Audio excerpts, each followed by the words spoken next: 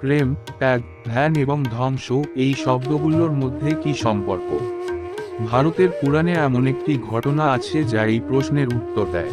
এই ঘটনার কেন্দ্রে আছেন মহাদেব শিব এবং প্রেমের দেবতা কামদেব। এই গল্প কেবল দেবতা আর শক্তির সংঘাত নয়, বরং এটি আমাদের জীবনের গভীরতম সত্যগুলির প্রতিফলন।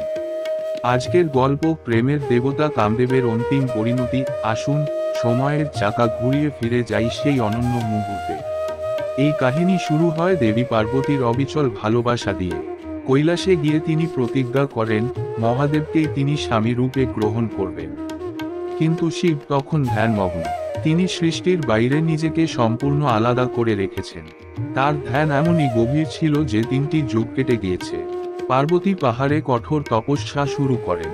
দিনের পর দিন, মাসের পর মাস তিনি অন্য জল ছাড়াই ধ্যানে মগ্ন থাকেন। অন্যদিকে দৈত্য রাজা তারকাসুরের শক্তি ক্রমশ বৃদ্ধি পাচ্ছে। ব্রহ্মার আশীর্বাদে সে অমরপ্রায় হয়ে উঠেছে।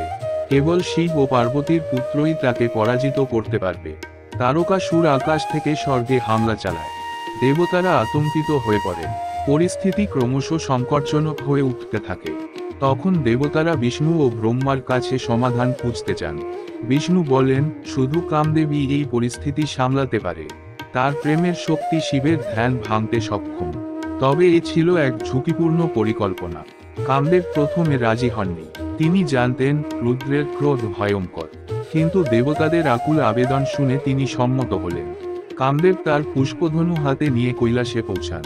সঙ্গে ছিলেন বসন্তদেব। বসন্তের স্পর্শে প্রকৃতি বদলে যায়। বসন্তের হাওয়া বইতে থাকে, বরফ গলে ঝর্ণা হয়ে নামে, পাখির কলরব শুরু হয়। পুরো পরিবেশ যেন প্রেমে সিক্ত হয়ে ওঠে।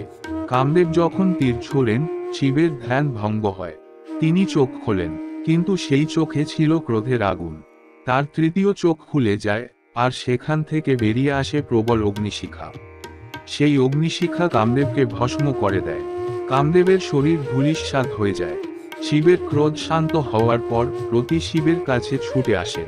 তিনি কাঁদতে কাঁদতে বলেন, প্রভু, আমার স্বামী কি চিরতরে হারিয়ে গেল? শিব তার দুঃখ অনুভব করেন।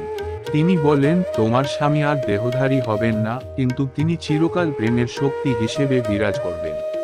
কামদেব হয়ে ওঠেন অনঙ্গ, অর্থাৎ দেহহীন। শিবের ধ্যান ভাঙার পরে পার্বতীর তপস্যার সার্থকতা হয়। তিনি শিবের সামনে উপস্থিত হন। শিব পার্বতীর তপস্যার মহিমা অনুভব করেন এবং তাকে স্ত্রী রূপে গ্রহণ করেন। এই মিলনের ফলে জন্ম নেন কার্তিক, যিনি তারকাসুরকে বধ করেন। এই গল্প আমাদের শেখায় আবেগের নিয়ন্ত্রণ এবং প্রেমের প্রকৃত অর্থ।